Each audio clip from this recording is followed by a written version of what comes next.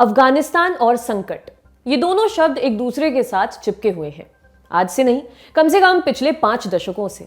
Soviet संघ के हमले से लेकर अमेरिका की घर वापसी तक अफगानिस्तान के सियासी हालात लगातार बदलते रहे हैं, लेकिन वहां के लोगों की नियति पर रत्ती भर का फर्क नहीं पड़ा है।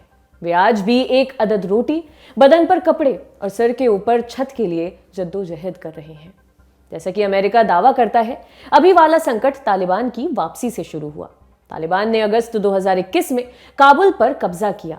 उस समय अमेरिका अपना बोरिया बिस्तर लेकर वापस जाने की तैयारी कर रहा था। तालिबान की वापसी को सारी समस्याओं का जड़ बताते बताते अमेरिका ये बात छिपा लेता है कि पूरा रायता उन्हीं का फैलाया हुआ है। तालिबान को वापस लाने में उसकी अपनी ही नीतियां जिम्मेदार हैं। हमने तालिबान की वापसी पर दुनियादारी में विस्तार से बात की है। आपको उन एपिसोड्स के लिंक इस वीडियो के डिस्क्रिप्शन में मिल जाएंगे। आज ये चर्चा छेड़ने की वजह है अमेरिकी सरकार का एक फैसला। राष्ट्रपति जो बाइडेन ने ऐलान किया है कि अफगानिस्तान के पैसों पर लगी रोक हटा ली जाएगी। अमेरिका में अफगानिस्तान सेंट्रल बैंक के लगभग 50,000 करोड़ रुपए जमा है। बाइडेन सरकार ने इन पैसों को रिलीज करने का फैसला किया है। इस कथित एहसान के बीच में अमेरिका ने एक पेच भी फंसा दिया है। उसने कहा है कि आधा पैसा हमारे लोगों पर जाएगा, बाकी का पैसा अफगानिस्तान के लोगों को मिलेगा। इस फैसले पर दुनिया भर में नाराजगी है। जानकार लोग इसे नई किस्म की साम्राज्यवादी लूट बता रहे हैं। कई जगहों पर अमेरिका के खिलाफ प्रोटेस्ट भी हुए हैं। आज जानेंगे अफगानिस्तान के पैसों पर तालेबंदी की कहानी क्या है, अमेरिका इन पैसों पर अपनी दादागिरी क्यों दिखा रहा है और आगे अफगानिस्तान का क्या होने वाला है। नमस्ते, मेरा नाम है हर्षिता और आप देख रहे हैं लल्लन टॉक का इंटरनेशनल प्रसंगों से जुड़ा डेली बुलेटिन दुनियादारी। Brought to you by Kuku FM. Download the app now. आज हम दुनियादारी में अमेरिका, तालिबान और अफगानिस्तान के मकड़ जाल पर बात करने वाले हैं। अगर आपकी दिलचस्पी तालिबान और अफगानिस्तान में है तो आपके लिए एक काम की जानकारी है। कुकू एफएम पर आपको इस विषय से जुड़ी बोलने वाली किताबें मिल जाएंगी। इसके अलावा आपको यहाँ साहित्य, इतिहास समेत कई और विधाओं में भी ऑडियो बुक्स का भंडार मिलेगा। कुकू एफएम दुनियादारी के इस एपिसोड के पार्टनर भी हैं, इसलिए ललन टॉप के दोस्तों के लिए एक खास ऑफर है, प्रीमियम सब्सक्रिप्शन पर 50% की छूट। इसके लिए क्या करना होगा? सब्सक्रिप्शन लेते समय LT50 का कोड डालना होगा। और जानकारी चाहिए तो इस वीडियो के डिस्क्रिप्शन में दिए गए लिंक पर पहुंच जाइए। हम चलते हैं अमेरिका के कथित एहसान की तरफ। पहले आप एक कहानी सुन लीजिए। 23 जनवरी 2022 को ब्रिटिश अखबार गार्डियन में एक रिपोर्ट छपी। इसमें एक किरदार की कहानी है। नाम डेलाराम रहमती। रहमती अफगानिस्तान के हेरात प्रांत में रहती हैं। 4 बरस पहले उसके गांव में भयानक सूखा पड़ा। गांव में रहना संभव नहीं था। तब वो अपने 8 बच्चों के साथ हेरात आ गई। वहां छोटी मोटी नौकरी कर वो गुजारा चलाने लगी। फिर 2 तरफा मार पड़ी। पहले कोरोना आया, पीछे पीछे तालिबान। इसके बाद तो स्थिति हाथ से निकल गई। हालात इतने खराब कि बच्चों का पेट भरना तक मुश्किल हो गया। ऐसे में रहमती ने अपनी 2 बेटियों को बेचने का फैसला किया। एक की उम्र 8 साल जबकि दूसरी 6 साल की थी। दोनों के बदले रहमती को लगभग 1 लाख रुपए मिले। रहमती का संघर्ष यहीं तक सीमित नहीं है। उसे अपने बच्चों के इलाज का खर्च उठाने के लिए एक किडनी भी बेचनी पड़ी। उसे इसके बदले लगभग 75,000 रुपए मिले। अफगानिस्तान में कम उम्र की बच्चियों को शादी के लिए बेचने की बात कोई दुर्लभ घटना नहीं है। इसके अलावा किडनी का अवैध बाजार भी धड़ल्ले से चलता है। लेकिन तालिबान के आने के बाद से इस तरह की घटनाओं में लगातार बढ़ोतरी हुई है, इतनी कि बेचने वालों की तुलना में खरीदार कम हो गए हैं। इसके चलते किडनी के दाम 1/3 तक घट गए हैं। पहले जहां एक किडनी के लिए 2 से 3 लाख तक मिल जाते थे, अब ये रकम घटकर 1 लाख से भी कम हो गई है। इसके बावजूद किडनी बेचने का सिलसिला रुका नहीं है। आपने रहमती की कहानी सुनी, लेकिन ये अफगानिस्तान की इकलौती ऐसी किरदार नहीं है जिसे बस पेट भरने के लिए अनचाहा कदम उठाना पड़ा हो। अफगानिस्तान की लगभग समूची जनता को इस समय जिंदा रहने भर के लिए संघर्ष करना पड़ रहा है।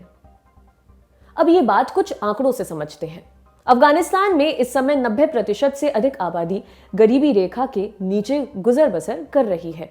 यूएन की रिपोर्ट के अनुसार 10 लाख से अधिक बच्चे भुखमरी की कगार पर हैं। यूएन की रिपोर्ट कहती है कि इस साल 47 लाख से अधिक लोग कुपोषण का शिकार हो सकते हैं। 39 लाख से अधिक लोग आंतरिक विस्थापन से जूझ रहे हैं। वे अस्थायी बसेरों में गुजारा कर रहे हैं। उनके पास सर्दी से बचने लायक कपड़े तक नहीं है। जनवरी 2022 की वर्ल्ड फूड प्रोग्राम की रिपोर्ट के अनुसार 87 लाख से अधिक लोग अकाल जैसी स्थिति का सामना कर रहे हैं। इन सब के अलावा लोगों के पास फॉरेन एक्सचेंज नहीं है। वे बाहर से कोई सामान आयात करने में असमर्थ हैं। अधिकांश आबादी बाहरी मदद पर निर्भर है। हालांकि सहायता पहुंचाने वाले संगठनों का कहना है कि वे पूरी आबादी का पेट नहीं भर सकते। अब समझते हैं कि अफगानिस्तान की यह हालत कैसे हुई। अगस्त 2021 में तालिबान ने अफगानिस्तान को अपने नियंत्रण में ले लिया था। अमेरिका और उसके सहयोगी देशों की सेना 9/11 के हमले के बाद अफगानिस्तान में घुसी थी। उन्होंने तालिबान को गद्दी से हटाया, फिर अपनी कठपुतली सरकार बिठाई।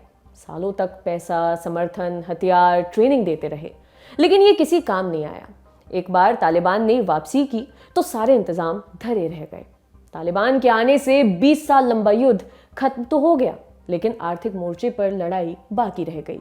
अफगानिस्तान का फॉरेन रिजर्व अंतर्राष्ट्रीय वित्तीय संस्थाओं में था। इन संस्थाओं पर अमेरिका का नियंत्रण है। अफगानिस्तान सरकार को तय समय पर इस पैसे का हिस्सा मिला करता था।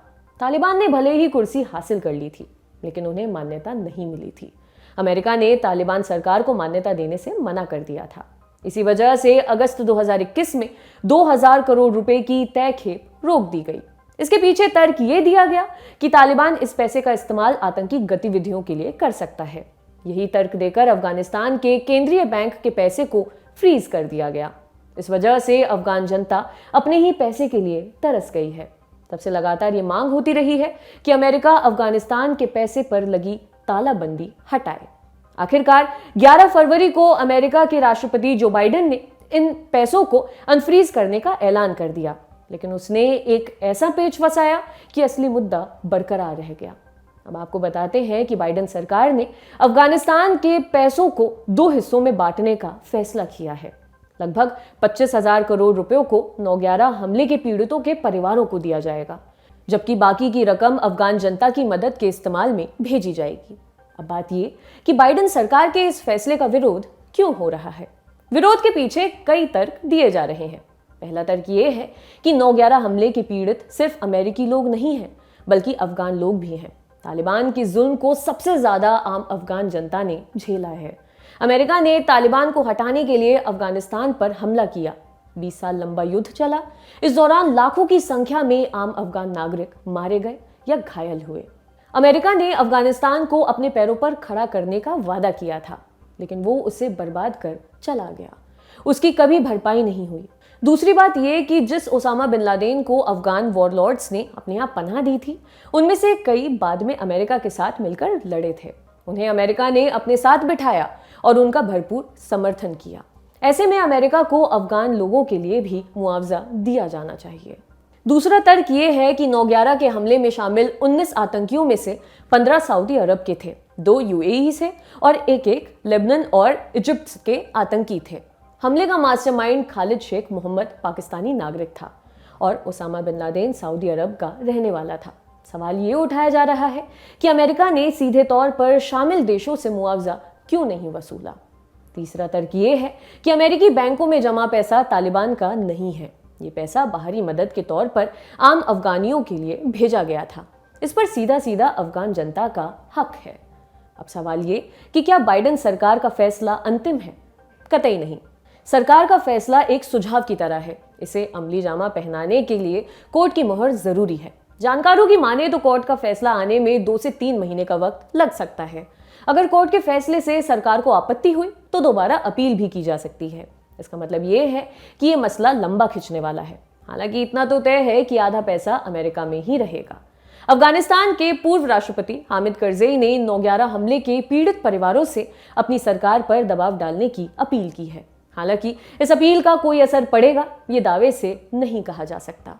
अगर सब ठीक रहा और कोर्ट का अंतिम फैसला आ गया तो भी ये पैसा सीधे अफगानिस्तान के सेंट्रल बैंक को नहीं मिलेगा, क्योंकि तालिबान सरकार को मान्यता नहीं मिली है। इस वजह से इन पैसों के लिए एक ट्रस्ट बनाया जाएगा। ये ट्रस्ट डिसाइड करेगा कि किस संस्था के जरिए अफगान जनता को मदद पहुंचानी है। कुल जमा बात यह है कि अफगानिस्तान का भविष्य एक बार फिर बाहर की दुनिया तय करेगी। इसमें अफगान लोगों की राय ना के बराबर होगी। ऐसे में एक बड़ा सवाल बरकरार रह जाता है, कि अफगानिस्तान का भविष्य अधर से बाहर कब निकलेगा। सच कहा जाए तो हाल फिलहाल इसकी कोई उम्मीद नजर नहीं आती। दुनियादारी में बड़ी खबर सेगमेंट यहीं पर समाप्त होती है। अब बारी एक खास रिपोर्ट की।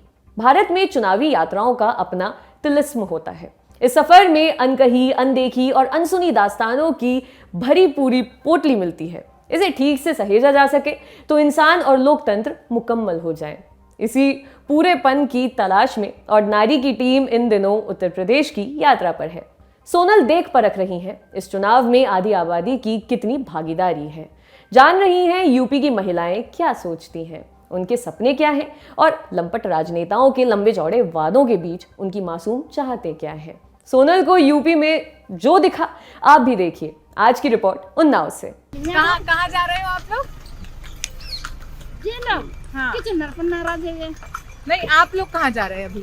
अब हाँ, इसको घर जा रहे हैं। गए कहाँ थे? उसैद क्यों गए थे? ये दूध बेचन हम गए थे। अच्छा, कैसी प्लास्टिक की बोतलों में दूध लेकर जाते हैं? हाँ। और कैसे बिकता है फिर? ये 40 रुपया। 40 रुपए का एक बोतल, 1 लीटर की जो बोतल होती है। और ये छोटी बोतल? 10 रुपया का। 10 रुपए का। अच्छा, तो सब ऐसे ही ये इन झोलियों में भी ऐसे दूध ले लेकर जा रहे हैं? हाँ। सब ऐसे ही दूध बेचने जाते हैं? हाँ, हाँ, हाँ। तो रोज जाते हो उसे हाँ, रोज जाते हैं, मजदूरी ना करें खाइए का पाए। मजदूरी नहीं करेंगे तो क्या खाएंगे? तो मजदूरी यही होती है कि सुबह दूध निकालते हो फिर दूध लेकर बेचने जाते हो? भैंसिया को जैसे जंगली है, हाँ। दवाई लेते अच्छा, बाल लेके फिर हाँ। बेच दिया। इसमें क्या था? ये मोल ले आए ये बोलियो में। वो क्या है? कमंडल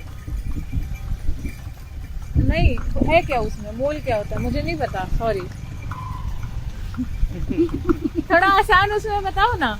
हम जानते ही ना हिंदी, ये इतना ही जानता। ये खरीद के लाए हो आप? हाँ। ये मोल खरीद के लाए हैं पैसों में। अच्छा, नया अच्छा, है, नया है। नया बर्तन है। अच्छा, और इसमें क्या? सब पूछ रही हूँ एकदम दादी अम्मा जैसे। खरीद कर लाए शहर से सामान? हाँ। गाँव में? सरफ साबुन है। गाँव में नहीं मिलता? गाँव में मिलता, महंगा मिलता। महंगा मिलता है। तो रोज जाती हो तो ये तांगे वाले भैया को पैसा देती हो? और भैया पैसा ना दिया तो रुपये देती हो। ये टांगे वाले 10 रुपया ले गए थे गाँव से शहर जाने का? हाँ। अच्छा, और आने का 10 रुपए? आने का 10 रुपया। 20 रुपए का डेली आने जाने का आने खर्चा। जाने का। और दूध कितने का बेचती हो रोज? रोज हाँ, 20 किलो दूध ले जाते थे, 100 रुपया पैदा हो जाते। 20 किलो दूध ले जाते हैं तो 100 रुपया पैदा हो जाते। तो 100 रुपए पैदा हो जाते हैं, मतलब रोज की कमाई 100 रुपए करती हो? हाँ, हाँ। अच्छा, तो लॉकडाउन लगा था फिर क्या किया था? पैदल जाए काटते थे। पैदल जाकर बेचते थे? हाँ, पैदल जाके बेच देते। क्या उम्र हो गई अम्मा? अरे उम्र हुई है बहुत साल। बहुत साल? हाँ। तो पैर वैर नहीं दर्द करते पैदल जाने? दर्द करते तो क्या करे, पेट के खाते दर्द हो जाए, कुछ भी हो। कौन कौन है घर में? घर में हाँ। कौन है क्या बता, मैं बहुत है, कोई ना है। बहुतेरे हैं और कोई ना है। कितनी बड़ी बात कह दी आपने। बहुतेरे हैं और कोई ना है। कोई ना है। अपना पेट पालने को खुद मेहनत करना है। मेहनत करना है।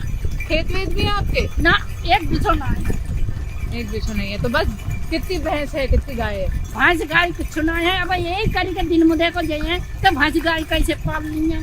तो दूध पर लेती कहाँ से हो जब भैंस? भैंस बारे जैसे ये पाल ले, इसने पाल ले, उसके घर में दुआई लेते हैं। अच्छा, वहाँ जाके दूध दुआती हो? हाँ। और फिर लेकर आती हो, खरीदती हो? हाँ। मतलब उनसे लेती हो, वहाँ जाकर बेचती हो, बीच में आपका 100 रुपए बचता है? अरे बाप रे।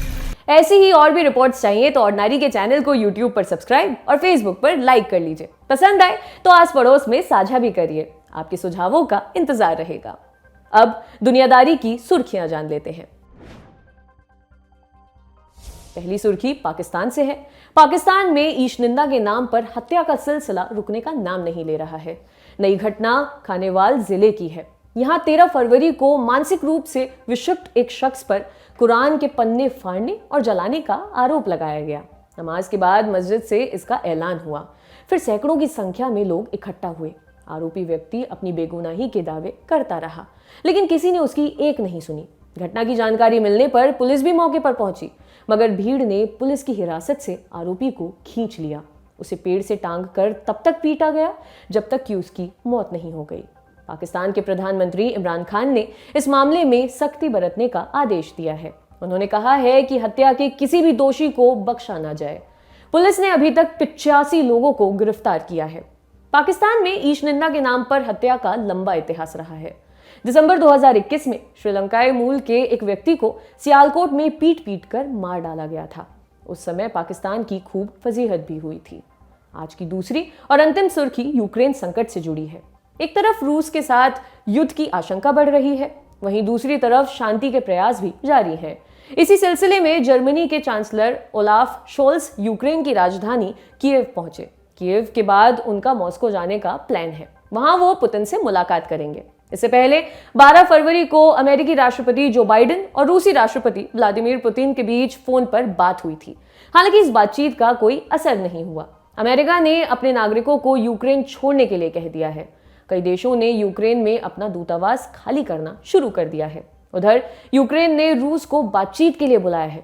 मीडिया रिपोर्ट्स के अनुसार यूक्रेन नेटो के मुद्दे पर पीछे हटने का संकेत दे रहा है। पुतिन भी यही चाहते हैं। अगर आगामी बातचीत में दोनों पक्ष राजी हो गए तो तनाव कम हो सकता है, लेकिन इसको लेकर कोई भी दावा करना मुश्किल है। सुर्खियां समाप्त। वीडियो खत्म करने के पहले एक जरूरी सूचना। 16 फरवरी से फिर से शुरू हो रही है क्रिप्टो करेंसी की क्लास। मतलब एक नया पैसा का दूसरा सीजन आ रहा है। आपके तमाम सवालों के जवाब, चिंताओं का निदान और शंकाओं का समाधान एक ही जगह पर। देखने के लिए जुड़े रहिए द लल्लन टॉप के साथ। आज की दुनियादारी में बस इतना ही। कल फिर मुलाकात होगी, इसी उम्मीद के साथ विदा लेती हूँ। शुक्रिया, शुभ रात्रि।